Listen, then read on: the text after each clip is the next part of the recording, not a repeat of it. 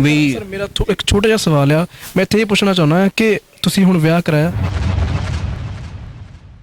ਔਰ ਮੈਂ ਇਹ ਦੇਖਿਆ ਕਿ ਬਹੁਤ ਕੱਚਾ ਜਿਹਾ ਕੋਠਾ ਹੁੰਦਾ ਸੀ ਤੇ ਬਚਪਨ ਦੇ ਵਿੱਚ ਹੀ ਮੈਂ ਦੇਖਿਆ ਕਿ ਸਾਡੇ ਕੋਲੋਂ 20-25 ਕਿਲੋਮੀਟਰ ਜਿਹੜੇ ਸ਼ਹਿਰ ਸੀ, ਜੇ ਉੱਥੇ ਮੀਂਹ ਪੈਣਾ ਤੇ ਸਾਡਾ ਕੋਠਾ ਪਹਿਲਾਂ ਚੋਣ ਲੱਗ ਜਾਂਦਾ ਸੀ। ਮੈਂ ਆਪਣੇ ਬਾਪ ਦੇ ਪੈਰਾਂ 'ਚ ਕਦੇ ਵੀ ਪਾਈ ਹੋਈ ਜੁੱਤੀ ਦੇਖੀ ਹੀ ਨਹੀਂ। ਮੈਂ ਮਤਲਬ ਜਾਂ ਕੰਡੇ ਦੇਖੇ ਆ ਜਾਂ ਖੇਤ ਦੇਖੇ। ਇਹ ਬਾਬਾ ਨਾਨਕ ਤੇਰੇ ਨਾਂ ਤੇ ਵੱਡੀਆਂ ਵੱਡੀਆਂ ਮਿੱਲਾਂ ਚੱਲਣ, ਰੋਜ਼ ਜਿਨ੍ਹਾਂ ਵਿੱਚ ਭਾਈ ਲਾਲੋਆਂ ਦੇ ਹੱਡ ਪਿਸਦੇ, ਪਰ ਜਿਨ੍ਹਾਂ ਦੇ ਮਾਲਕ ਭਾਗੋ ਪਛਤਾਪ ਨਹੀਂ ਕਰਦੇ ਦਿਸਦੇ।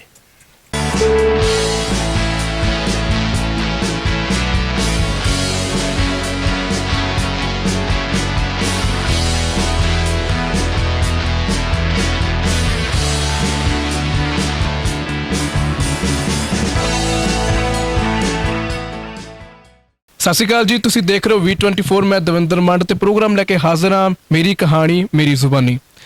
ਪ੍ਰੋਗਰਾਮ ਸ਼ੁਰੂ ਕਰਨ ਤੋਂ ਪਹਿਲਾਂ ਮੈਂ ਤੁਹਾਨੂੰ ਇੱਕ ਦੋ ਚੀਜ਼ਾਂ ਦੱਸ ਦਿਆਂ ਕਿ ਪਹਿਲੀ ਗੱਲ ਤਾਂ ਪ੍ਰੋਗਰਾਮ ਜਿਹੜਾ ਬੜੇ ਧਿਆਨ ਦੇ ਨਾਲ ਦੇਖਣਾ ਅਤੇ ਸੁਣਨਾ, ਤੇ ਦੂਸਰੀ ਗੱਲ ਅੱਜ ਤੁਹਾਨੂੰ ਪੰਛੀ ਦੀਆਂ ਆਵਾਜ਼ਾਂ ਵੀ ਸੁਣਨ ਨੂੰ ਮਿਲ ਸਕਦੀਆਂ ਨੇ, ਕਿਉਂਕਿ ਸੁਭਾਵਿਕ ਹੈ ਅਸੀਂ ਬਾਹਰ ਬੈਠੇ ਹਾਂ ਪਾਰਕ ਦੇ ਵਿੱਚ, ਸੋ ਇਹਨਾਂ ਚੀਜ਼ਾਂ ਦਾ ਵੀ ਤੁਸੀਂ ਅੱਜ ਆਨੰਦ ਮਾਣ ਸਕਦੇ ਹੋ। ਤੇ ਅੱਜ ਜਿਹੜੇ ਸ਼ਖਸੀਅਤ ਸਾਡੇ ਨਾਲ ਮੌਜੂਦ ਨੇ ਉਹਨਾਂ ਦਾ ਨਾਮ ਹੈ ਜੀ ਅਮੋਲਕ ਸਿੰਘ, ਜੋ ਕਿ ਪਲਸ ਮੰਚ ਦੇ ਪ੍ਰਧਾਨ ਨੇ। ਠੀਕ ਹੈ ਜੀ। ਉਸ ਤੋਂ ਇਲਾਵਾ ਗੱਲ ਕੀਤੀ ਜਾਵੇ ਦੇਸ਼ ਭਗਤ ਯਾਦਗਾਰ ਹਾਲ ਦੇ ਵਿੱਚ ਸੱਭਿਆਚਾਰ ਮੰਚ ਦੇ ਕਨਵੀਨਰ ਨੇ। ਔਰ ਦੂਸਰੀ ਗੱਲ ਇਹ ਕਿ ਅੱਜ ਸਾਨੂੰ ਬਹੁਤ ਸਾਰੇ ਰੰਗ ਦੇਖਣ ਨੂੰ ਮਿਲ ਸਕਦੇ ਨੇ, ਸੱਭਿਆਚਾਰ ਰੰਗ ਮੰਚ ਦੇ ਸਮਾਜਿਕ ਚੀਜ਼ਾਂ, ਅੱਜ ਬਹੁਤ ਸਾਰੀਆਂ ਗੱਲਾਂ ਬਾਤਾਂ ਉਹਨਾਂ ਦੀ ਜ਼ਿੰਦਗੀ ਬਾਬਤ ਹੋਣਗੀਆਂ। ਸਭ ਤੋਂ ਪਹਿਲਾਂ ਉਹਨਾਂ ਦਾ ਸਵਾਗਤ ਕਰਦੇ ਹਾਂ। ਸਰ ਬਹੁਤ ਬਹੁਤ ਸਵਾਗਤ ਹੈ ਜੀ। ਸ਼ੁਕਰੀਆ ਜੀ V24 ਦਾ ਦਵਿੰਦਰ ਜੀ, ਬਹੁਤ ਬਹੁਤ ਸ਼ੁਕਰੀਆ ਸਰੋਤਿਆਂ ਦਰਸ਼ਕਾਂ ਦੇ ਨਾਲ ਇੱਕ ਵਿਚਾਰਾਂ ਨੂੰ ਸਾਂਝੇ ਕਰਨ ਦਾ ਮੌਕਾ ਦੇਣ ਲਈ ਜੀ। ਸਰ ਸਭ ਤੋਂ ਪਹਿਲਾਂ ਇਹ ਸਵਾਲ ਕਿ ਅੱਧੀ ਸਦੀ ਜਿਹੜੀ ਆ ਤੁਸੀਂ ਆਪਣੀ ਜ਼ਿੰਦਗੀ ਦੀ ਲੋਕਾਂ ਦੇ ਖਾਤਰ ਲਾ ਦਿੱਤੀ, ਲੋਕਾਂ ਦੀਆਂ ਸੇਵਾ ਕੀਤੀਆਂ, ਲੋਕਾਂ ਬਾਰੇ ਬਹੁਤ ਕੰਮ ਕੀਤੇ, ਕ੍ਰਾਂਤੀਕਾਰੀ ਜਿਹੜੀਆਂ ਕਹਿ ਲਓ ਕਿ ਚੀਜ਼ਾਂ ਨੂੰ ਸਮਰਪਿਤ ਕਰ ਦਿੱਤਾ। ਇਸ ਦੀ ਜਿਹੜੀ ਅੱਧੀ ਸਦੀ ਦੀ ਜਿਹੜੀ ਸ਼ੁਰੂਆਤ ਹੈ, ਬਚਪਨ ਤੁਹਾਡਾ ਜਿਹੜਾ ਗੁਜ਼ਰਿਆ, ਉਹ ਬਚਪਨ ਵਿੱਚ ਵੀ ਇਹ ਚੀਜ਼ਾਂ ਤੁਸੀਂ ਦੇਖਦੇ ਹੁੰਦੇ ਸੀ ਕਿ ਕ੍ਰਾਂਤੀਕਾਰੀ ਚੀਜ਼ਾਂ ਦੇਖਦੇ ਹੁੰਦੇ ਸੀਗੇ, ਜਾਂ ਫਿਰ ਜਿੱਦਾਂ ਲੋਕ ਭਗਤੀ ਦੀ ਜਿੱਦਾਂ ਇੱਕ ਚੀਜ਼ ਹੁੰਦੀ ਹੈ, ਇੱਕ ਭਾਵਨਾ ਹੁੰਦੀ ਮਨ ਦੇ ਵਿੱਚ, ਇਹ ਚੀਜ਼ਾਂ ਦੇਖਦੇ ਹੁੰਦੇ ਸੀ, ਜਾਂ ਫਿਰ ਵੱਡੇ ਹੋ ਕੇ ਸੋਝੀ ਆਈ ਕਿ ਨਹੀਂ ਮੈਂ ਇਸ ਵੱਲ ਤੁਰਨਾ? ਨਹੀਂ, ਮੈਂ ਜਦੋਂ ਸਭ ਤੋਂ ਪਹਿਲਾਂ ਬਚਪਨ ਦੇ ਵਿੱਚ ਹੀ ਮੈਂ ਦੇਖਿਆ ਨਾ, ਅਸਲ ਦੇ ਵਿੱਚ ਸਕੂਲ ਦੀ ਕਿਤਾਬ ਤੇ ਕਾਇਦਾ ਤੇ ਫੱਟੀ ਬਾਅਦ 'ਚ ਹੱਥ 'ਚ ਆਈ ਆ। ਸਭ ਤੋਂ ਪਹਿਲਾਂ ਤਾਂ ਮੈਂ ਆਪਣੀ ਮਾਂ ਦੀਆਂ ਪੈਰਾਂ ਦੀਆਂ ਬਿਆਈਆਂ ਨੂੰ ਵੇਖਿਆ ਔਰ ਆਪਣੇ ਬਾਬਲ ਦੇ ਹੱਥਾਂ ਦੇ ਅੱਟਣਾ ਨੂੰ ਵੇਖਿਆ। ਉਹਦੇ ਵਿੱਚ ਹੀ ਮੈਂ ਭਾਰਤ ਦੇ ਜਿਓਗ੍ਰਾਫੀ ਨੂੰ ਸਮਝਣ ਦਾ ਯਤਨ ਕੀਤਾ। ਮੈਂ ਉਹਦੇ ਵਿੱਚੋਂ ਪੜ੍ਹਨ ਦਾ ਯਤਨ ਕੀਤਾ ਹੌਲੀ ਹੌਲੀ, ਜਿਵੇਂ ਸਕੂਲ ਗਿਆ, ਕਾਲਜ ਗਿਆ, ਮੈਂ ਉਹਦੇ ਵਿੱਚ ਸਮਝਣ ਦਾ ਯਤਨ ਕੀਤਾ ਕਿ ਕਿਹਾ ਜਾਂਦਾ ਹੈ ਕਿ ਕਸ਼ਮੀਰ ਤੋਂ ਲੈ ਕੇ ਕੰਨਿਆ ਕੁਮਾਰੀ ਤੱਕ ਭਾਰਤ ਇੱਕ ਹੈ, ਪਰ ਮੇਰੇ ਮਾਂ ਦੇ ਪੈਰਾਂ ਵਾਲਾ ਭਾਰਤ ਤੇ ਮੇਰੇ ਬਾਪ ਦੇ ਪੈਰਾਂ ਵਾਲਾ ਭਾਰਤ ਉਸ ਭਾਰਤ ਦੇ ਨਾਲ ਮਿਲਦਾ ਨਹੀਂ ਹੈ, ਜਿਹੜੇ ਬਹੁਤ ਵੱਡੇ ਆਲੀਸ਼ਾਨ ਬੰਗਲੇ ਨੇ ਤੇ ਬਹੁਤ ਵੱਡੀਆਂ ਜਿਹੜੀਆਂ ਜ਼ਿੰਦਗੀ ਦੀਆਂ ਸਾਰੀਆਂ ਨਿਆਮਤਾਂ ਕੁਝ ਲੋਕ ਆਪਣੀ ਜੇਬ 'ਚ ਪਾਈ ਫਿਰਦੇ ਆ, ਤੇ ਇਸ ਧਰਤੀ ਦੇ ਕਰੋੜਾਂ ਕਰੋੜਾਂ ਮਿਹਨਤਕਸ਼ ਲੋਕ ਜਿਨ੍ਹਾਂ ਨੇ ਸਾਰੀ ਧਰਤੀ ਨੂੰ ਹੁਸਨ ਦਿੱਤਾ, ਸ਼ਿੰਗਾਰ ਦਿੱਤਾ, ਪਰ ਉਹ ਆਪ ਕੰਗਾਲ ਨੇ, ਆਪ ਮੁਸ਼ਕਲਾਂ 'ਚ ਨੇ।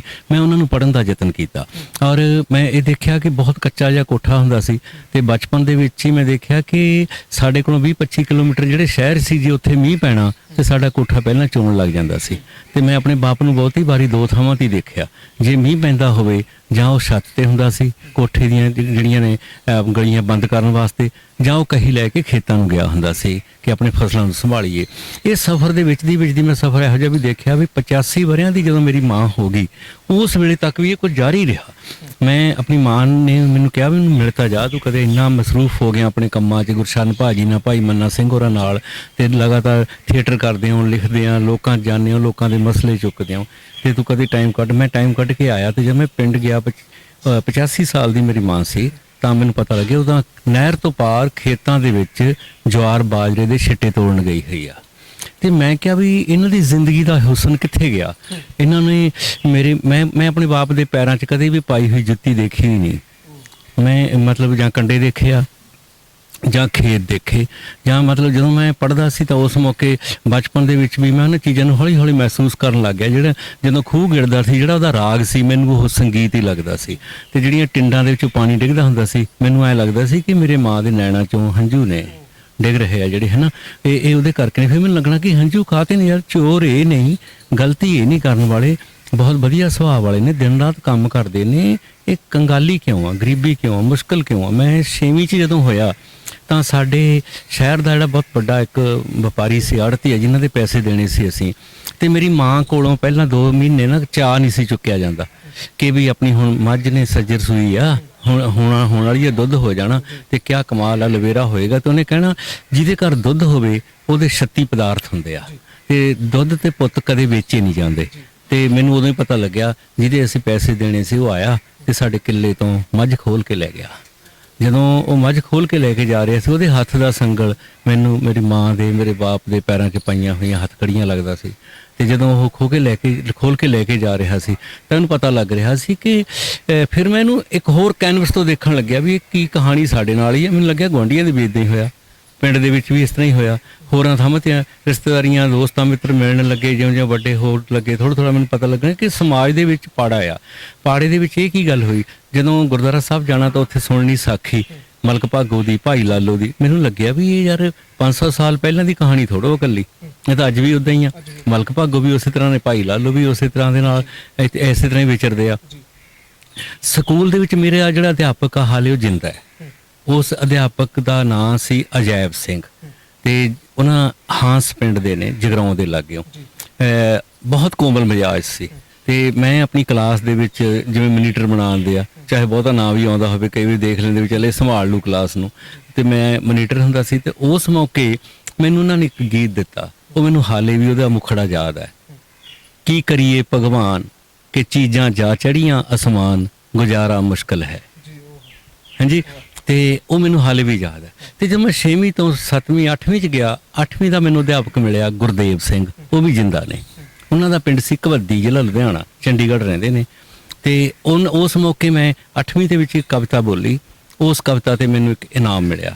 ਤੇ ਉਹ ਕਵਿਤਾ ਦਾ ਨਾਂ ਸੀ, ਹੇ ਬਾਬਾ ਨਾਨਕ ਤੇਰੇ ਨਾਂ ਤੇ ਵੱਡੀਆਂ ਵੱਡੀਆਂ ਮਿੱਲਾਂ ਚੱਲਣ, ਰੋਜ਼ ਜਿਨ੍ਹਾਂ ਵਿੱਚ ਭਾਈ ਲਾਲੋਆਂ ਦੇ ਹੱਡ ਪਿਸਦੇ, ਪਰ ਜਿਨ੍ਹਾਂ ਦੇ ਮਾਲਕ ਭਾਗੋ ਪਛਤਾਪ ਨਹੀਂ ਕਰਦੇ ਦਿਸਦੇ। ਇਹ ਤੇ ਮੈਨੂੰ ਉਦੋਂ ਇੱਕ ਕੱਪ ਹੁੰਦੇ ਸੀ, ਸੀਲਡਾਂ ਤੇ ਕੱਪ ਜਿਹੇ ਹੁੰਦੇ ਸੀ, ਉਹ ਕੱਪ ਮਿਲਿਆ। ਮੈਂ ਜਦੋਂ ਲੈ ਕੇ ਆਇਆ ਤਾਂ ਮੇਰੀ ਮਾਂ ਦੇ ਅੱਗੇ ਟਿੱਬੇ ਜਿੱਡਾ ਗੋਹੇ ਦਾ ਪਥੇਰ ਸੀ, ਉਹ ਪਾਥੀਆਂ ਪੱਥ ਰਹੀ ਸੀ। ਮੈਂ ਬੜੇ ਚਾਅ ਨਾਲ ਆਇਆ, ਮੈਂ ਦੱਸਾਂ ਕਿ ਮੈਨੂੰ ਇਹ ਕੱਪ ਮਿਲਿਆ। ਤੇ ਉਹ ਗੋਹੇ ਵਾਲੇ ਹੱਥਾਂ ਦੇ ਨਾਲ ਉੱਠ ਕੇ ਮਾਂ ਮੈਨੂੰ ਪਿਆਰ ਬਣਾ ਦੇ ਸਕੀ। ਉਹਨੇ ਕਿਹਾ ਵੀ ਬਹੁਤ ਬਹੁਤ ਵਧੀਆ ਲੱਗਿਆ, ਬਹੁਤ ਚੰਗਾ ਹੋਇਆ।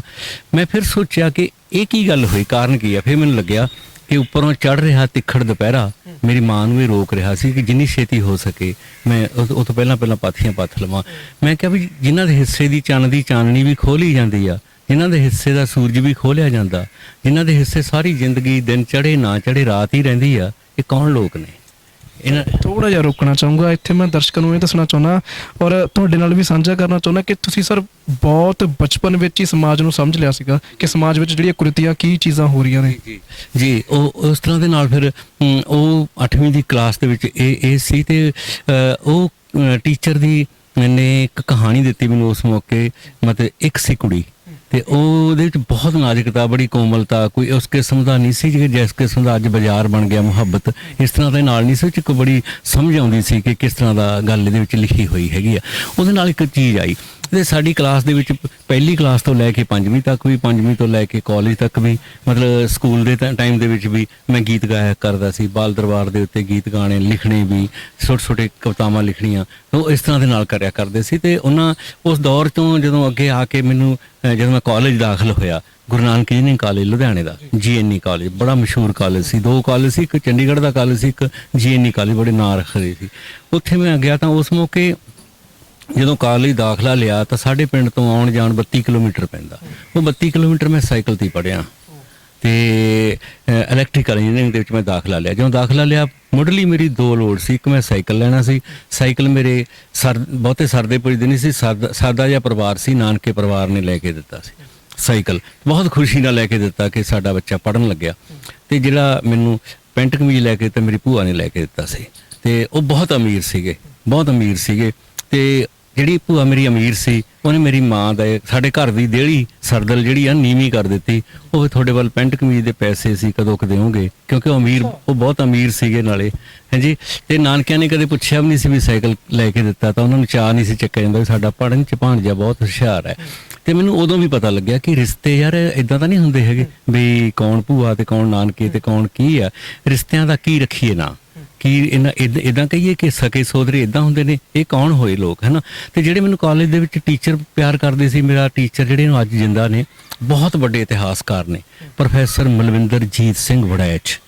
ਢੇਰਾਂ ਹੀ ਕਿਤਾਬਾਂ ਨੇ, ਬਹੁਤ ਖੋਜ ਕੀਤੀ ਉਹਨਾਂ ਨੇ, ਗਦਰ ਪਾਰਟੀ ਤੇ, ਬੱਬਰ ਅਕਾਲੀ ਲਹਿਰ ਤੇ, ਭਗਤ ਸਿੰਘ, ਉਹਨਾਂ ਦੇ ਅਥਾਹ ਕੰਮ ਆ ਉਹਨਾਂ ਦਾ। ਉਹ ਮੇਰੇ ਅਧਿਆਪਕ ਸੀਗੇ ਕਾਲਜ ਦੇ ਵਿੱਚ।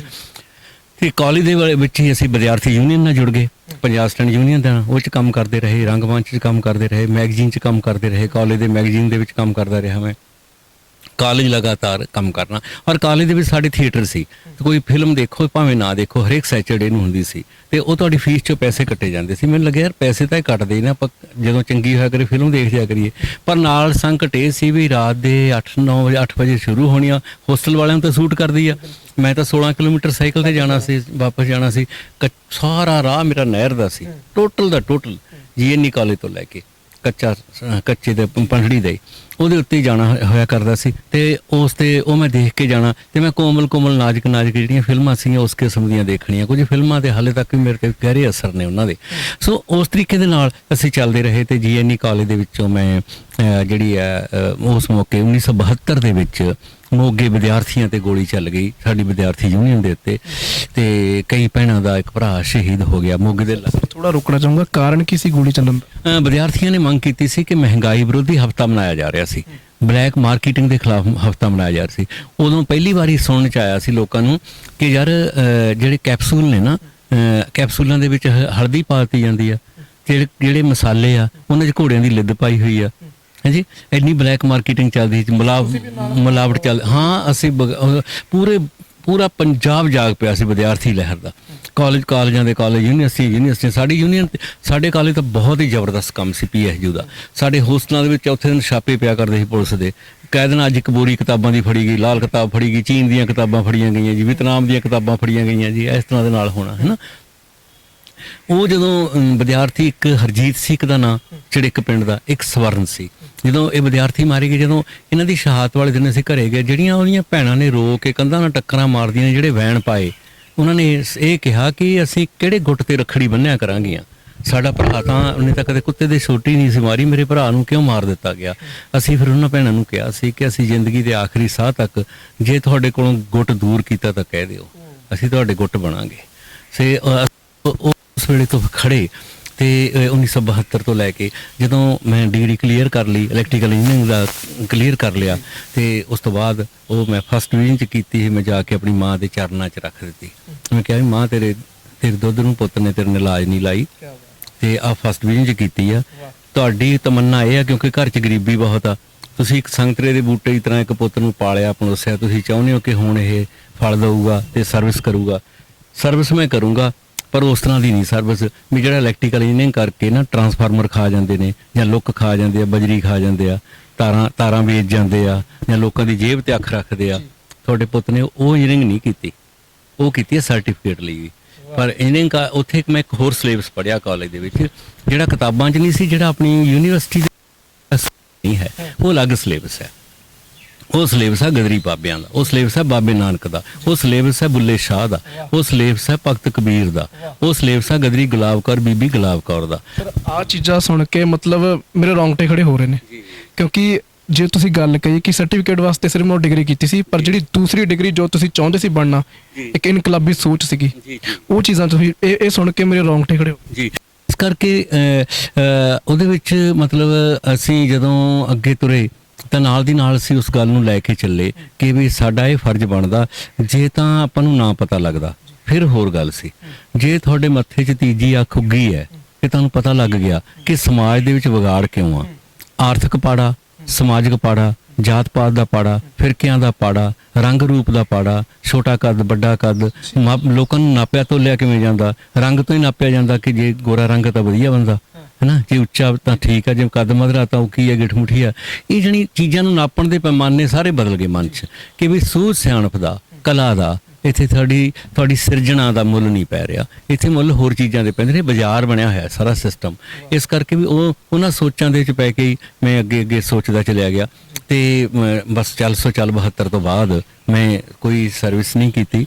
ਤੇ ਜਿਸ ਮੌਕੇ ਫਸਟ ਈਅਰ ਸੀ ਮੈਂ ਤੁਹਾਡੇ ਚੈਨਲ ਦੇ ਸਾਹਮਣੇ ਪਹਿਲੀ ਵਾਰੀ ਇਸ ਤਰ੍ਹਾਂ ਦੱਸ ਰਿਹਾ ਕਿ ਕਿਉਂਕਿ ਘਰ 'ਚ ਗਰੀਬੀ ਸੀ, ਸਾਊ ਸੀ ਸੁਭਾਅ ਦੇ, ਪੜ੍ਹਨ 'ਚ ਤੇਜ਼ ਤਰਾਰ ਸੀਗੇ, ਤੇ ਉਸ ਮੌਕੇ ਸਾਰਾ ਟੋਟਲ ਪਰਿਵਾਰ ਇੰਗਲੈਂਡ ਰਹਿੰਦਾ ਸੀ। ਮੇਰਾ ਰੋਕਾ ਕਰ ਦਿੱਤਾ ਗਿਆ ਸੀ ਫਸਟ ਈਅਰ 'ਚ, ਇੱਕ ਰੋਕਾ ਕਰ ਦਿੱਤਾ। ਮੈਨੂੰ ਯਾਦ ਹੈ ਕਿ ਐਦਾਂ ਕਰਕੇ ਇੱਕ ਟਾਵਲ ਜਿਹਾ ਮੇਰੇ ਗਲ ਤੇ ਰੱਖ ਦਿੱਤਾ ਤੇ ਕੁਝ ਪਤਾਸੇ ਜਿਹੇ ਮੂੰਹ 'ਚ ਪਾ ਤੇ ਕਿ ਸਾਡਾ ਇਹ ਹੋ ਗਿਆ।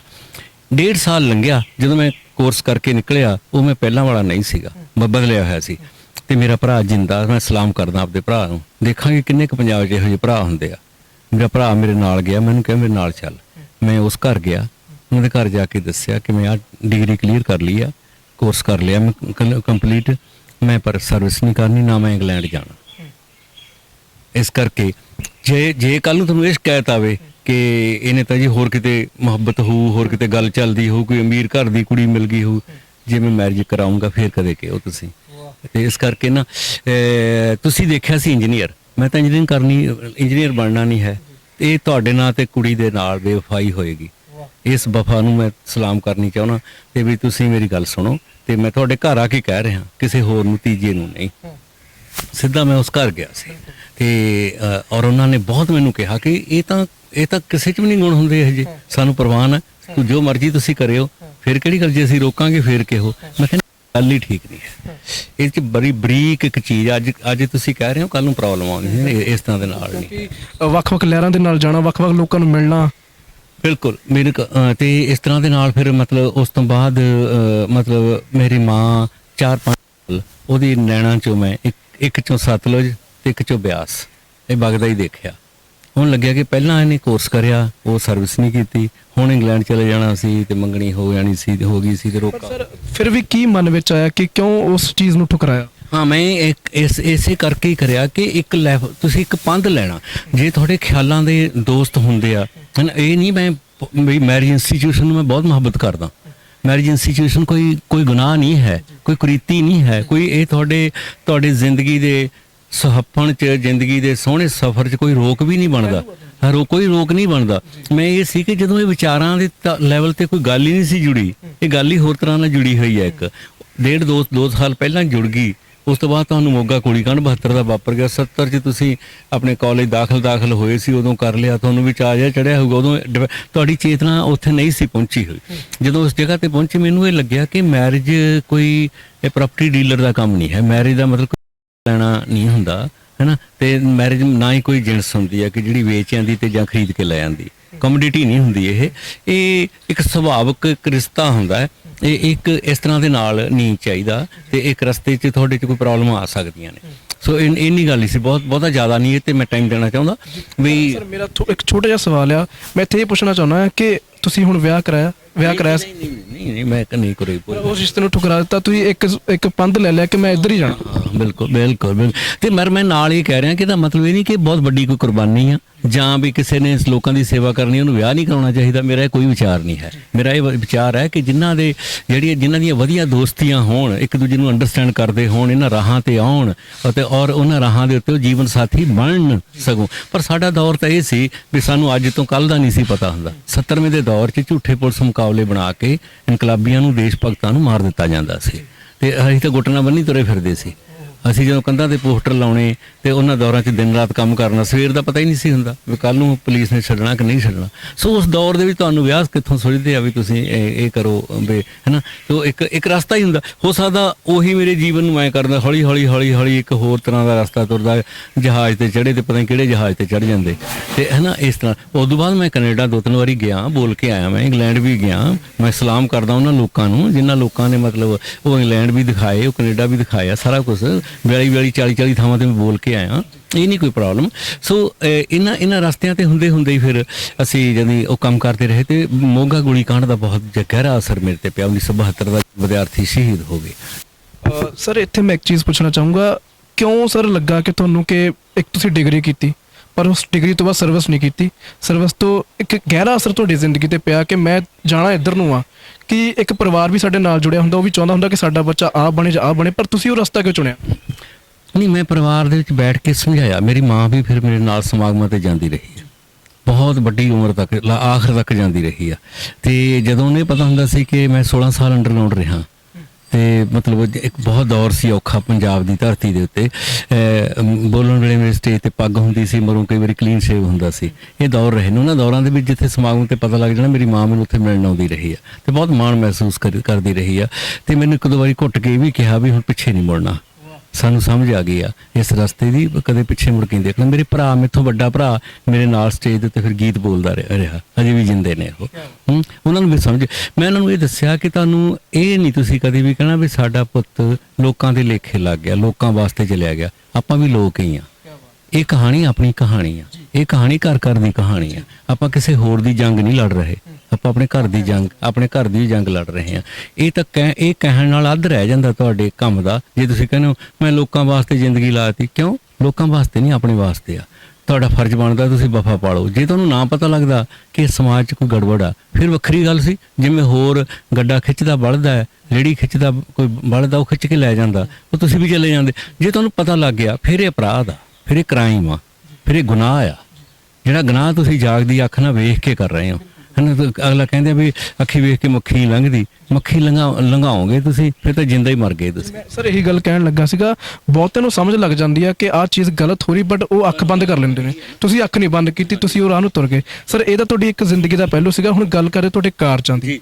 ਸਰ ਉਸ ਤੋਂ ਬਾਅਦ ਜਦੋਂ ਇੱਕ ਤੁਸੀਂ ਲਾਈਨ ਫੜ ਲਈ ਕਿ ਇੱਧਰ ਹੀ ਜਾਣਾ, ਫਿਰ ਕਾਰਜ ਅੱਗੇ ਤੋਂ ਅੱਗੇ ਕਿੱਦਾਂ ਲਹਿਰਾਂ ਨਾਲ ਜੁੜਦੇ ਰਹੇ? ਹਾਂ ਬਸ ਫਿਰ ਕਾਲਜ ਤੋਂ ਲੈ ਕੇ ਫਿਰ ਅੱਗੇ ਚੱਲ ਫਿਰ ਮੈਂ ਸੰਖੇਪ 'ਚ ਦੱਸੂਗਾ ਵੀ ਉਸ ਮੌਕੇ ਸਭ ਤੋਂ ਵੱਡੀ ਘਟਨਾ ਸਾਡੇ ਇਲਾਕੇ ਦੇ ਵਿੱਚ 1975 'ਚ ਵਾਪਰੀ। 9 ਅਪ੍ਰੈਲ 1975 ਨੂੰ ਦੀ ਗੱਲ ਆ। ਸਾਡੇ 80 ਪਿੰਡ ਗੜੇਮਾਰੀ ਦੇ ਨਾਲ ਤਬਾਹ ਹੋ ਗਏ, ਪੂਰੀ ਤਰ੍ਹਾਂ ਕਣਕ ਤਬਾਹ ਹੋ ਗਈ। 80 ਪਿੰਡਾਂ 'ਚ ਅਸੀਂ ਫਿਰ ਸਾਈਕਲ ਤੇ ਗਏ, ਲੱਕ ਚੜ੍ਹ ਗਏ, ਜਾਣੀ ਇਕੱਲੇ ਘਰ ਗਲੀ ਗਏ। ਐਮਰਜੈਂਸੀ ਲੱਗੀ ਹੋਈ ਸੀ, ਬੋਲਣ ਦਿੰਦੇ ਨਹੀਂ ਸੀ ਕਿਸੇ ਨੂੰ। ਅਸੀਂ ਤਾਂ ਆਪਣਾ ਦੁੱਖ ਲੈ ਕੇ ਗਏ ਵੀ ਅਸੀਂ ਤਾਂ ਦੁੱਖ ਕਰਦੇ ਹਾਂ। ਅਸੀਂ ਕਿਹੜਾ ਕੋਈ ਪੋਲੀਟੀਕਲ ਕੋਈ ਕਾਨਫਰੰਸ ਕਰਨੀ ਆ ਜਾਂ ਐਮਰਜੈਂਸੀ ਦੇ ਵਿਰੋਧੀ ਕਾਨਫਰੰਸ ਕਰ ਰਹੇ ਹਾਂ। ਅਸੀਂ ਤਾਂ ਸਾਡੇ ਤੱਕ ਫਸਲਾਂ ਉੱਜੜ ਗਈਆਂ। ਅਸੀਂ ਬੜੇ ਤਰੀਕੇ ਨਾਲ ਕੰਮ ਕਰਿਆ 70-80 ਪਿੰਡਾਂ ਦੇ ਵਿੱਚ, ਲੋਕਾਂ 'ਚ ਉਹ ਦਿਨ ਰਾਤ ਕੰਮ ਕਰਿਆ ਤੇ ਲੋਕਾਂ ਨੂੰ ਇਹ ਪਤਾ ਲੱਗ ਗਿਆ ਫਿਰ ਵੀ ਹਾਂ ਯਾਰ ਇਹ ਤਾਂ ਸਾਡੇ ਵਾਸਤੇ ਕੰਮ ਕਰਦੇ ਨੇ। ਇੱਕ ਮੁਹਾਵਰਾ ਬਦਲ ਗਿਆ, ਜਿਹੜਾ ਮੁਹਾਵਰਾ ਮੋਗਾ ਐਜੀਟੇਸ਼ਨ ਵੇਲੇ ਲੋਕਾਂ ਨੂੰ ਐਂ ਲੱਗਦਾ ਸੀ ਵੀ ਯਾਰ ਮਾਮਾ ਦੇ ਪੁੱਤ ਅਸੀਂ ਭੇਜਦੇ ਤਾਂ ਹੈਗੇ ਕਾਲਜ ਪੜ੍ਹਨ ਨੂੰ, ਇਹ ਪਤਾ ਨਹੀਂ ਕਿਹੜੇ ਕੰਮ 'ਚ ਪੈ ਜਾਂਦੇ ਆ। ਤੇ ਲੋਕਾਂ ਨੂੰ ਫਿਰ ਇਹ ਪਤਾ ਲੱਗ ਗਿਆ ਵੀ ਯਾਰ ਇਹ ਮੁੰਡੇ ਤਾਂ ਸਾਡੀ ਬਾਂਹ ਫੜਨ ਆਏ ਨੇ, ਇਹ ਤਾਂ ਬਹੁਤ ਵਧੀਆ ਨੇ। ਆਲੇ ਦੁਆਲੇ ਮੇਰੇ 40-50 ਪਿੰਡ ਸਾਡੇ ਮੇਰੇ ਪਿੰਡ ਦੇ ਲਾਗੇ। ਜੇ ਲੁਧਿਆਣੇ ਤੋਂ ਆਪਾਂ ਅੱਗੇ ਜਾਈਏ 16 ਕਿਲੋਮੀਟਰ ਮੇਰਾ ਪਿੰਡ ਦੁੱਗਰੀ ਹੈ, ਸਾਹਨੇਵਾਲ ਤੇ ਦਰਾਹੇ ਦੇ ਲਾਗੇ। ਇੱਕ ਲੁਧਿਆਣੇ ਦੇ ਵਿੱਚ ਦੁੱਗਰੀ ਆਉਂਦੀ ਹੈ, ਉਹ ਹੋਰ ਹੈ। ਇਹ ਉੱਥੇ ਪਿੰਡ, ਉਹਦੇ ਆਲੇ ਦੁਆਲੇ 40-50 ਪਿੰਡਾਂ 'ਚ ਮੈਂ ਕਿਸੇ ਪਿੰਡ ਕਿਸੇ ਘਰ ਚਲੇ ਜਾਵਾਂ, ਇੰਨੀ ਲੋਕਾਂ ਨੇ ਫਿਰ ਮੁਹੱਬਤ ਕਰਨ ਲੱਗੇ। ਫਿਰ ਅਸੀਂ ਸੋਚਿਆ ਕਿ ਲੋਕਾਂ ਦੀ ਗੱਲ ਲੋਕਾਂ ਤੱਕ ਲੈ ਕੇ ਜਾਣ ਵਾਸਤੇ ਸਾਨੂੰ ਇੰਸਟਰੂਮੈਂਟ ਵੀ ਹੋਰ ਪ੍ਰੋਪਰ ਘੜਨੇ ਚਾਹੀਦੇ ਆ। ਫਿਰ ਅਸੀਂ ਗੀਤ ਸੰਗੀਤ ਤੇ ਜ਼ੋਰ ਦਿੱਤਾ। ਫਿਰ ਅਸੀਂ ਨਾਟਕ ਟੀਮ ਬਣਾਈ। ਪਹਿਲਾਂ ਨਾਟਕ ਟੀਮ ਬਣਾਈ ਇੱਕ ਪਿੰਡ 'ਚ ਜਿਹਦਾ ਨਾਂ ਰੱਖਿਆ ਲੋਕ ਕਲਾ ਮੰਚ ਨਸਰਾਲੀ। ਫਿਰ ਅਸੀਂ ਜ਼ਿਲ੍ਹਾ ਲੁਧਿਆਣੇ ਦੀ ਲੋਕ ਮੰਡਲੀ ਬਣਾਈ। ਫਿਰ ਅਸੀਂ 5 ਜ਼ਿਲ੍ਹਿਆਂ ਦੀਆਂ ਮੰਡਲੀਆਂ ਬਣਾਈਆਂ, ਲੋਕਾਂ ਨੂੰ ਪ੍ਰੈਕਟੀਕਲੀ ਕਰਕੇ ਸਮਝਾਉਣਾ, ਨਾਟਕ ਮੰਡਲੀਆਂ ਤੇ ਗੀਤ ਸੰਗੀਤ ਮੰਡਲੀਆਂ, ਪੇਂਟਿੰਗ ਮੰਡਲੀਆਂ। ਫਿਰ ਅਸੀਂ ਤੇ ਮੈਂ ਤੇ ਗੁਰਸ਼ਨ ਭਾਜੀ ਹੋਰਾਂ ਨੇ ਤੇ ਹੋਰ ਬਹੁਤ ਸਾਰੇ ਦੋਸਤਾਂ ਨੇ ਰਲ ਕੇ ਅਸੀਂ 14 ਮਾਰਚ 1982 ਨੂੰ ਪੰਜਾਬ ਲੋਕ ਸੱਭਿਆਚਾਰਕ ਮੰਚ ਦੀ ਨੀਂਹ ਰੱਖੀ। ਅਸੀਂ ਕਿਹਾ ਵੀ ਪੰਜਾਬ ਦੇ ਸਾਰੇ ਬੁੱਧੀਜੀਵੀ, ਲੇਖਕ, ਗੀਤਕਾਰ, ਕਵੀ, ਚਿੱਤਰਕਾਰ, ਪੱਤਰਕਾਰ, ਫੋਟੋਗ੍ਰਾਫਰ, ਰੰਗਕਰਮੀ, ਇਹਨਾਂ ਸਾਰਿਆਂ ਦਾ ਇੱਕ ਥੜਾ ਬਣਾਇਆ ਪੰਜਾਬ ਲੋਕ ਸੱਭਿਆਚਾਰਕ ਮੰਚ। ਇਹਦੇ ਵੱਲੋਂ ਇੱਕ ਪਰਚਾ ਕੱਢਿਆ, ਸਰਦਲ ਲੋਕਾਂ 'ਚ ਲੈ ਕੇ ਜਾਣ ਲੱਗੇ। ਯਾਨੀ ਉਹ ਸਰਦਲ ਰਸਾਲੇ ਰਾਹੀਂ, ਨਾਟਕਾਂ ਰਾਹੀਂ। ਤੇ 2 ਵੱਡੇ ਐਲਾਨ ਕੀਤੇ ਅਸੀਂ। ਇੱਕ 25 ਜਨਵਰੀ ਨੂੰ ਪੂਰੀ ਰਾਤ ਦਾ ਨਾਟਕ ਮੇਲਾ ਹਰ ਸਾਲ ਕਰਨ ਲੱਗੇ 1982 ਤੋਂ ਲੈ ਕੇ। ਤੇ ਇੱਕ 1 ਮਈ ਇੰਟਰਨੈਸ਼ਨਲ ਕੌਮਾਂਤਰੀ ਮਜ਼ਦੂਰ ਦਿਹਾੜਾ, ਉਹ ਲੁਧਿਆਣੇ ਪੰਜਾਬੀ ਭਵਨ 'ਚ ਮਨਾਉਣ ਲੱਗੇ 1 ਮਈ ਦਾ, ਸਾਰੀ ਰਾਤ ਦਾ ਦਿਹਾੜਾ। ਇਹ 2 ਵੱਡੇ ਸਮਾਗਮ ਕਰਨ ਲੱਗੇ। ਫਿਰ ਨਾਟਕ ਟੀਮਾਂ ਲੈ ਕੇ ਪਿੰਡ ਚਲੇ ਗਏ। ਸ਼ਾਮ ਨੂੰ ਪਿੰਡੇ ਚਲੇ ਜਾਣਾ, ਕੋਈ ਤੁਹਾਨੂੰ ਜਾਣਦਾ ਭਾਵੇਂ ਨਹੀਂ ਜਾਣਦਾ, ਉਸ ਪਿੰਡ ਦੇ ਗੁਰਦੁਆਰੇ ਜਾ ਕੇ ਅਨਾਉਂਸਮੈਂਟ ਕਰਨਾ ਵੀ ਆਪਣੇ ਦਰਵਾਜ਼ੇ ਦੇ ਥੜੇ ਤੇ ਇਕੱਠੇ ਹੋ ਜਾਓ, ਤੁਹਾਡੇ ਪਿੰਡ 'ਚ ਨਾਟਕ ਕਰਨਾ। ਇੱਕ ਨਾਟਕ ਤੁਸੀਂ ਦੇਖਦੇ ਹੋ ਹੋਰ ਤਰ੍ਹਾਂ ਦੇ ਵਪਾਰੀਆਂ ਦੇ, ਅਸ਼ਲੀਲ ਕਿਸਮ ਦੇ, ਔਰਤਾਂ ਨੂੰ ਬੁਰਾ ਭਲਾ ਬੋਲਣ ਵਾਲੇ, ਇੱਕ ਨਾਟਕ ਤੁਹਾਨੂੰ ਅੱਜ ਦਿਖਾਵਾਂਗੇ। ਜਦੋਂ ਅਸੀਂ ਨਾਟਕ ਸ਼ੁਰੂ ਕਰਨਾ ਸੀ, ਲੋਕਾਂ ਨੂੰ ਕਹਿਣਾ ਵੀ ਤੁਹਾਨੂੰ ਭੁਲੇਖਾ ਲੱਗ ਗਿਆ, ਅਸੀਂ ਕੋਈ ਨਾਟਕ ਵਿਖਾਉਣ ਨਹੀਂ ਆਏ, ਅਸੀਂ ਕੋਈ ਨਾਟਕ ਕਰਨ, ਅਸੀਂ ਨਾਟਕ ਕਰਨ ਵਾਲੇ ਨਹੀਂ, ਅੱਖ ਖੋਲ੍ਹਣ ਆਏ ਹਾਂ। ਤੇ ਨਾਲ ਤੁਹਾਨੂੰ ਇਹ ਦੱਸਣਾ ਹੈ ਵੀ ਨਾਟਕ ਤੁਸੀਂ ਰੋਜ਼ ਖੇਡਦੇ ਹੋ। ਖਲਨਾਇਕ ਤੁਹਾਡੇ ਆਲੇ ਦੁਆਲੇ ਨਹੀਂ, ਜਦੋਂ ਤੁਹਾਡਾ ਬੋਲ ਚੱਕ ਕੇ ਲੈ ਜਾਂਦੇ ਆ, ਜਦੋਂ ਤੁਹਾਨੂੰ ਪੈਟਰੋਲ ਡੀਜ਼ਲ ਮਹਿੰਗਾ ਦਿੰਦੇ ਨੇ, ਜਦੋਂ ਤੁਹਾਡੀਆਂ ਵਸਤਾਂ ਦਾ ਕੀਮਤਾਂ ਚੁੱਕਦੇ ਨੇ, ਜਦੋਂ ਤੁਹਾਨੂੰ ਰੁਜ਼ਗਾਰ ਨਹੀਂ ਮਿਲਦਾ ਹੈ, ਜਦੋਂ ਤੁਹਾਨੂੰ ਕੁੱਟ ਪੈਂਦੀ ਹੈ, ਜਦੋਂ ਤੁਸੀਂ ਹੱਕ ਸੱਚ ਇਨਸਾਫ ਦੀ ਗੱਲ ਕਰਦੇ ਹੋ, ਜਦੋਂ ਤੁਹਾਡੇ ਜਨਮ ਤੋਂ ਪਹਿਲਾਂ ਹੀ ਤੁਹਾਡੇ ਮੱਥੇ ਦੇ ਉੱਤੇ ਲਿਖ ਦਿੱਤਾ ਜਾਂਦਾ ਤੁਹਾਡੀ ਜਾਤ ਦਾ ਨਾਂ, ਜਨਮ ਤੁਸੀਂ ਬਾਅਦ 'ਚ ਲੈਂਦੇ ਹੋ। ਇਹ ਸਮਾਜ ਬਦਲਣ ਵਾਲਾ, ਇਹ ਬਾਬੇ ਨਾਨਕ ਦਾ ਸਮਾਜ ਨਹੀਂ ਹੈ, ਗੁਰੂ ਗੋਬਿੰਦ ਸਿੰਘ ਜੀ ਦਾ ਸਮਾਜ ਨਹੀਂ, ਨਾ ਭਗਤ ਸਰਾਭੇ ਦਾ। ਨਾ ਮਾਤਾ ਗੁਜਰੀ ਦਾ ਕੁਰਬਾਨੀਆਂ ਕਰਦੇ ਆਏ ਬੱਬਰ ਅਕਾਲੀ ਗਦਰੀ ਬਾਬੇ ਭਗਤ ਸਿੰਘ ਹੋਣੀ। ਇਹ ਕਹਾਣੀ ਵੰਡ ਮੁੱਕੀ ਨਹੀਂ ਹੈ, ਇਸ ਕਰਕੇ ਜਾਗੋ ਉੱਠੋ, ਅੱਗੇ ਆਈਏ। ਸੋ ਇਸ ਤਰ੍ਹਾਂ ਨਾਟਕ ਜੀ ਸਰ, ਜਦੋਂ ਨਾਟਕ ਕਰਨੇ ਸ਼ੁਰੂ ਕੀਤੇ ਤੁਸੀਂ ਪਿੰਡ ਪਿੰਡ ਜਾ ਕੇ, ਲੋਕਾਂ ਵਿੱਚ ਜਾਗਰੂਕਤਾ ਆਈ ਕਿ ਲੋਕਾਂ ਵੱਲੋਂ ਹੁੰਗਾਰਾ ਮਿਲਿਆ ਕਿ ਲੋਕ ਨਾਲ ਜੁੜੇ? ਬਹੁਤ ਜ਼ਬਰਦਸਤ। ਉਸ ਹੰਗਾਰੇ ਦਾ ਹੀ ਛਿੱਟਾ ਜੇ ਇੱਕਦਮ ਆਪਾਂ, ਮੇਰਾ ਖਿਆਲ ਚੰਗਾ ਲੱਗਿਆ ਜੇ ਅੱਜ ਦਾ ਕਲਾਈਮੈਕਸ ਦੇਖੀਏ 2021 ਦਾ, ਚਾਹੇ ਦਿੱਲੀ ਦੇ ਬਾਰਡਰਾਂ ਤੇ ਸਿੰਘੂ ਬਾਰਡਰ ਆ, ਚਾਹੇ ਟਿਕਰੀ ਬਾਰਡਰ ਆ, ਚਾਹੇ ਗਾਜ਼ੀਪੁਰ ਆ, ਜਿਨ੍ਹਾਂ ਬਾਰਡਰਾਂ ਦੇ ਉੱਤੇ ਮੋਰਚੇ ਲੱਗੇ ਨੇ, ਜਾਂ ਪੰਜਾਬ ਦੇ 140-50 ਥਾਵਾਂ ਦੇ ਉੱਤੇ ਮੋਰਚੇ ਲੱਗੇ ਹੋਏ ਨੇ। ਇਹ ਜਿਹੜੀ ਅੱਜ ਫਸਲ ਲਹਿਰਾਉਂਦੀ ਹੋਈ ਫਸਲ ਖੜੀ ਆ, ਕਿਸਾਨ ਮੋਰਚੇ ਦੀ, ਕਿਸਾਨ ਅੰਦੋਲਨ ਦੀ, ਖੇਤੀ ਵਿਰੋਧੀ ਕਾਨੂੰਨਾਂ ਦੀ, ਚਾਹੇ ਬੇਰੁਜ਼ਗਾਰਾਂ ਦੀ, ਚਾਹੇ ਆਂਗਨਵਾੜੀ ਵਾਲੇ ਲੋਕਾਂ ਦੀ, ਚਾਹੇ ਉਹ ਪੱਲੇਦਾਰਾਂ ਦੀ ਅੰਦੋਲਨ ਆ, ਚਾਹੇ ਵਿਦਿਆਰਥੀਆਂ ਦਾ, ਚਾਹੇ ਜਲਿਆਂਵਾਲਾ ਬਾਗ ਦੇ ਖਿਲਾਫ ਆਵਾਜ਼ ਉੱਠਦੀ ਆ, ਚਾਹੇ ਉਹ NPR NCR ਦੇ ਖਿਲਾਫ ਲੋਕ ਉੱਠ ਰਹੇ ਨੇ, ਸਿਟੀਜ਼ਨ ਜਿਹੜੇ ਲਾਅ ਬਣਾਏ ਜਾ ਰਹੇ ਆ। ਇਹ ਆਵਾਜ਼ 'ਚ ਜੇ ਸਾਡੇ ਪੁਰਖਿਆਂ ਨੇ ਇਸ ਧਰਤੀ ਨੂੰ ਵਾਹਿਆ, ਬੀਜਿਆ, ਆਪਣਾ ਪਸੀਨਾ ਪਾਇਆ, ਥੋੜ੍ਹਾ ਬਹੁਤਾ ਅਸੀਂ ਵੀ ਮਾੜਾ ਮੋਟਾ ਇੱਕ ਨਜ਼ਰ ਡਰੌਪ ਵਿੱਚ ਸਿੱਟਣ ਦਾ ਯਤਨ ਕੀਤਾ। ਇਹ ਉਸ ਕਮਾਈ ਦਾ ਛਿੱਟਾ ਸੀ। ਉਸ ਜ਼ਮਾਨੇ 'ਚ ਕੰਮ ਕਰਿਆ ਜਦੋਂ ਲੋਕਾਂ ਨੂੰ ਇਹ ਨਹੀਂ ਸੀ ਪਤਾ ਹੁੰਦਾ ਕਿ ਗੈਟ ਸਮਝੌਤਾ ਕੀ ਆ, ਡੰਕਲ ਕੀ ਆ, WTO ਕੀ ਆ, ਵਿਸ਼ਵੀਕਰਨ ਕੀ ਆ, ਨਿੱਜੀਕਰਨ ਕੀ ਆ, ਵਿਦੇਸ਼ੀ ਕੰਪਨੀਆਂ ਕੀ ਹੁੰਦੀਆਂ ਨੇ। ਹੁਣ ਜਦੋਂ ਕੰਪਨੀ ਨੇ ਐਨ ਸੰਗੀ ਨੂੰ ਫੜ ਲਿਆ ਤਾਂ ਲੋਕੀ ਕਹਿੰਦੇ ਯਾਰ ਸਾਡੇ ਪਿੰਡ 40-45 ਸਾਲ ਪਹਿਲਾਂ ਮੁਲਕੋਂ ਨਹੀਂ ਆਏ ਸੀ। ਉਹ ਕਹਿੰਦੇ ਹੁੰਦੇ ਸੀ ਕਿ ਵਿਦੇਸ਼ੀ ਕੰਪਨੀਆਂ ਆਉਣਗੀਆਂ, ਤੁਹਾਡਾ ਜਲ, ਜੰਗਲ, ਜ਼ਮੀਨ, ਪਾਣੀ, ਤੁਹਾਡਾ ਸਾਹ, ਤੁਹਾਡੀ ਆਕਸੀਜਨ, ਤੁਹਾਡੇ ਸਕੂਲ, ਤੁਹਾਡੇ ਕਾਲਜ, ਤੁਹਾਡਾ ਰੁਜ਼ਗਾਰ, ਸਭ ਕੁਝ ਤੁਹਾਡੇ ਕੋਲੋਂ ਖੋਹ ਕੇ ਲੈ ਜਾਣਗੇ। ਉਹਦਾ ਹੀ ਛਿੱਟਾ ਕਿ ਅੱਜ ਐਡਾ ਵੱਡਾ ਕਿਸਾਨ ਅੰਦੋਲਨ ਹੋਇਆ। ਇਹਦੇ ਵਿੱਚ ਰੰਗਮੰਚ ਦਾ ਬਹੁਤ ਵੱਡਾ ਰੋਲ ਆ, ਥੀਏਟਰ ਦਾ ਬਹੁਤ ਵੱਡਾ ਰੋਲ ਆ, ਗੁਰਸ਼ਨ ਭਾਜੀ ਦਾ ਬਹੁਤ ਵੱਡਾ ਰੋਲ ਆ, ਸਾਹਿਤ ਦਾ ਬਹੁਤ ਵੱਡਾ ਰੋਲ ਆ। ਜਿਵੇਂ ਮੇਰੀਆਂ ਲਗਭਗ 3 ਦਰਜਨ ਕਿਤਾਬਾਂ ਨੇ ਮੇਰੀਆਂ ਲਿਖੀਆਂ ਹੋਈਆਂ, ਜਿਨ੍ਹਾਂ ਵਿੱਚੋਂ ਕੁਝ ਮੌਲਿਕ ਨੇ ਤੇ ਬਾਕੀ ਦੀਆਂ ਬਹੁਤ ਸਾਰੀਆਂ ਕਿਤਾਬਾਂ ਸੰਪਾਦਨਾ ਦਾ ਕੰਮ ਆ। ਇਤਿਹਾਸ ਬਾਰੇ ਵੀ ਨੇ। ਮੈਂ ਇੱਥੇ ਦੱਸਣਾ, ਇੱਕ ਚੀਜ਼ ਪੁੱਛਣਾ ਚਾਹੂੰਗਾ ਕਿ ਸੰਪਾਦਨਾ ਦਾ ਮਤਲਬ ਕੀ ਹੁੰਦਾ? ਮੈਨੂੰ ਲੱਗਦਾ ਦਰਸ਼ਕਾਂ ਤੱਕ ਪਹੁੰਚਣਾ ਚਾਹੀਦਾ ਕਿਉਂਕਿ ਕਈਆਂ ਨੂੰ ਨਹੀਂ ਪਤਾ ਹੋਣਾ। ਜੀ ਐਡੀਟਿੰਗ ਦਾ ਕੰਮ ਆ ਜਿਹੜਾ, ਮਤਲਬ ਬਹੁਤ ਸਾਰੀ ਕਲੈਕਸ਼ਨ ਕਰਨੀ ਆ, ਚਾਹੇ ਉਹ ਗਦਰ ਦੀ ਪੋਇਟਰੀ ਹੈ ਪੁਰਾਣੀ 1913, 14, 15 ਦੀ, ਚਾਹੇ 1921, 22 ਤੋਂ ਲੈ ਕੇ 1940 ਤੱਕ ਦੀ ਕਿਰਤੀ ਕਾਵ ਹੈ, ਕਿਰਤੀ ਕਾ 1940 ਤੱਕ ਦੀ ਜਿਹੜੀਆਂ ਪਾਬੰਦੀਸ਼ੁਦਾ ਨਜ਼ਮਾਂ, ਜਿਹੜੀਆਂ ਉਹ ਨਜ਼ਮਾਂ ਜਿਨ੍ਹਾਂ ਤੇ ਬਰਤਾਨਵੀ ਹਕੂਮਤ ਨੇ ਪਾਬੰਦੀਆਂ ਲਾਈਆਂ ਹੋਈਆਂ ਸੀ, ਉਹ ਸਾਰੀਆਂ ਇਕੱਠੀਆਂ ਕੀਤੀਆਂ ਮੈਂ ਕਿਰਤੀ ਕਾਵ 'ਚ, ਗਦਰੀ ਗੂੰਜਾਂ 'ਚ। ਇਸ ਤਰ੍ਹਾਂ ਦੇ ਨਾਲ ਹੀ ਗੀਤਾਂ ਦੀ ਫੁਲਕਾਰੀ ਕਿਤਾਬ ਆ। ਇਸ ਤਰ੍ਹਾਂ ਇੰਟਰਨੈਸ਼ਨਲ ਐਂਬੈਸਡਰ ਹੋਏ ਨੇ ਬਹੁਤ ਵੱਡੇ ਗਦਰ ਪਾਰਟੀ ਦੇ, ਸੋਹਣ ਸਿੰਘ ਭਕਨਾ ਜੀ ਹੋਰਾਂ ਦੇ, ਸਰਾਭੇ ਹੋਰਾਂ ਦੇ, ਉਹਨਾਂ ਦੌਰਾਂ ਤੋਂ ਲੈ ਕੇ ਅੱਗੇ ਭਾਈ ਰਤਨ ਸਿੰਘ ਰਾਏਪੁਰ ਡੱਬਾ, ਜਲਿਆਂਵਾਲਾ ਬਾਗ ਤੇ ਕਿਤਾਬ ਹੈ। ਇਸੇ ਤਰੀਕੇ ਦੇ ਨਾਲ ਹੀ ਭਗਤ ਸਿੰਘ ਜੀ ਦੀ ਭੈਣ ਬੀਬੀ ਅਮਰ ਕੌਰ ਆ, ਉਹਨਾਂ ਬਾਰੇ ਕਿਤਾਬ ਹੈ। ਤੇ ਮੇਰੀ ਜ਼ਿੰਦਗੀ ਦੇ ਗੀਤ ਨੇ, ਕਿੱਥੇ ਹੈ ਰਾਤ ਦਾ ਚੰਨ, ਇਹਦੀ ਮੈਂ ਬਹੁਤ ਸਾਰੇ ਕਵੀਆਂ ਦੀਆਂ 600-700 ਪੇਜ ਦੇ ਵਿੱਚ ਕਵਿਤਾਵਾਂ ਇਕੱਠੀਆਂ ਕੀਤੀਆਂ ਨੇ। ਸਮੇਂ ਦੇ ਉੱਤੇ ਇਸ ਤਰ੍ਹਾਂ ਦੀਆਂ ਲਗਭਗ 3 ਦਰਜਨ ਮੇਰੀਆਂ ਕਿਤਾਬਾਂ। ਸਰ, ਗੀਤ ਦੀ ਗੱਲ ਚੱਲੀ ਹੈ ਤੇ ਇੱਥੇ ਮੈਂ ਦਰਸ਼ਕਾਂ ਨੂੰ ਦੱਸਣਾ ਚਾਹੁੰਦਾ, ਦੇਸ਼ ਭਗਤ ਯਾਦਗਾਰ ਹਾਲ ਜਦੋਂ ਵੀ ਜਿੰਨਾ ਟਾਈਮ ਵੀ ਹੋ ਗਿਆ, ਅੱਜ ਇਸ ਵਾਰ 30ਵਾਂ ਮੇਲਾ ਸੀ, ਪਹਿਲੇ ਮੇਲੇ ਤੋਂ ਲੈ ਕੇ 30ਵੇਂ ਮੇਲੇ ਤੱਕ ਮੈਨੂੰ ਲੱਗਦਾ ਅੱਗੇ ਵੀ ਮੈਂ ਦੱਸਣਾ ਚਾਹੁੰਦਾ ਕਿ ਹਰ ਵਾਰ ਸਰ ਝੰਡੇ ਦਾ ਗੀਤ ਲਿਖਦੇ ਨੇ ਤੇ ਗੀਤ ਦੀ ਜਿਹੜੀ ਡਿਊਰੇਸ਼ਨ ਹੁੰਦੀ ਹੈ 40 ਤੋਂ 45 ਮਿੰਟ ਹੁੰਦੀ ਆ। ਸਰ, ਮੈਂ ਇਹ ਪੁੱਛਣਾ ਚਾਹੂੰਗਾ ਕਿ 4 ਮਿੰਟ ਦਾ ਜੇ ਗਾਣਾ ਲਿਖਣਾ ਹੋਵੇ ਕਿਸੇ ਰਾਈਟਰ ਨੇ ਤਾਂ ਉਹਨੂੰ ਬਹੁਤ ਟਾਈਮ ਲੱਗਦਾ, ਬਹੁਤ ਸੋਚਣਾ ਪੈਂਦਾ। 45 ਮਿੰਟ ਦਾ ਗਾਣਾ ਲਿਖਣਾ ਸਰ ਬਹੁਤ ਵੱਡੀ ਗੱਲ, ਕਿਵੇਂ ਇਹ ਸਾਰਾ ਤੁਸੀਂ ਕਰਦੇ ਹੋ? ਇਹਨੇ ਇੱਕ ਨਿੱਕੀ ਜੀ ਪੈੜ ਤੋਂ ਇੱਕ ਵੱਡਾ ਸਫ਼ਰ ਤੈਅ ਹੋਇਆ। 1992 ਤੋਂ ਸਾਡਾ ਮੇਲਾ ਸ਼ੁਰੂ ਹੋਇਆ ਤੇ ਦੂਸਰੇ ਮੇਲੇ ਦੇ ਮੌਕੇ ਦੇ ਉੱਤੇ ਇਸ ਹਾਲ ਦੇ ਵਿੱਚ ਨਾ ਵੱਡੀ ਇੱਕ ਵਰਕਸ਼ਾਪ ਲਾਈ ਅਸੀਂ, ਅਤੇ ਦੇ ਸਭੇ ਤੇ ਇੱਥੇ ਨਾਟਕ ਲਿਖਿਆ ਗਿਆ। ਕੇਵਲ ਧਾਲੀਵਾਲ ਜੀ ਸੀਗੇ, ਉਹਦੇ ਡਾਇਰੈਕਸ਼ਨ ਸੀ, ਉਹ ਲਿਖ ਰਹੇ ਸੀ। ਥੋੜ੍ਹੀ ਜਿਹੀ ਮਦਦ ਕਰ ਸਕਦੇ ਸੀ, ਮੁਕੰਮਾ ਬਿੰਦੀ 'ਚ ਅਸੀਂ ਵੀ ਕਦੇ ਮਦਦ ਕਰਦੇ ਸੀ, ਪਰ ਮੇਨਲੀ ਉਹਨਾਂ ਨੇ ਸਾਰਾ ਕੰਮ ਕਰਿਆ। ਉਹਨਾਂ ਨੇ ਵਰਕਸ਼ਾਪ ਆਰਗੇਨਾਈਜ਼ ਕੀਤੀ। ਉਹਨਾਂ ਨੇ ਮੈਨੂੰ ਕਿਹਾ ਵੀ ਅਮਲਕ ਤੂੰ ਕਲਮ ਚੱਕ ਤੇ ਕਿਸੇ ਖੂੰਜੇ 'ਚ ਬੈਠ ਜਾ, ਤੂੰ ਇੰਨੇ ਵਧੀਆ ਗੀਤ ਲਿਖਦਾ, ਇੱਕ ਗੀਤ ਕੋਈ ਇਸ ਤਰ੍ਹਾਂ ਦਾ ਲਿਖ ਜਿਹੜਾ ਬਸ ਅੱਜ ਆਪਣਾ ਜਿਹੜਾ ਮੇਲਾ ਐਤਕੀ ਦਾ ਉਹਦੇ ਨਾਲ ਢੁਕਵਾਂ ਹੋਵੇ ਕਿਸੇ ਤਰ੍ਹਾਂ। ਇਹ ਫਸਟ ਆਫ ਆਲ ਆਈਡੀਆ ਉਹਨਾਂ ਨੇ ਦਿੱਤਾ, ਉਹ ਕੇਵਲ ਧਾਲੀਵਾਲ ਜੀ ਨੂੰ ਸਲਾਮ ਹੈ। ਤੇ ਬਸ ਮੈਂ ਸਾਡਾ ਜਿਹੜਾ ਮਿਊਜ਼ੀਅਮ ਆ, ਇਸ ਮਿਊਜ਼ੀਅਮ ਦਾ ਉਹ ਕਾਰਨਰ ਵੀ ਮੈਨੂੰ ਯਾਦ ਹੈ। ਉਸ ਕਾਰਨਰ ਤੇ ਮੈਂ ਗਿਆ ਕਾਗਜ਼ ਪੈਨ ਲੈ ਕੇ, ਮੈਂ ਉੱਥੋਂ ਉਤਰ ਕੇ ਉਦੋਂ ਆਇਆ ਜਦੋਂ ਮੈਂ ਗੀਤ ਲਿਖਿਆ, ਜਾਗੋ ਜਾਗੋ ਗੂੜੀ ਨੀਂਦੇ ਸੌਣ ਵਾਲਿਓ, ਕਰਕੇ ਮਸ਼ੱਕਤਾਂ ਕਮਾਉਣ ਵਾਲਿਓ। ਇਹ ਗੀਤ ਲਿਖ ਕੇ ਮੈਂ ਥੱਲੇ ਉਤਰਿਆ।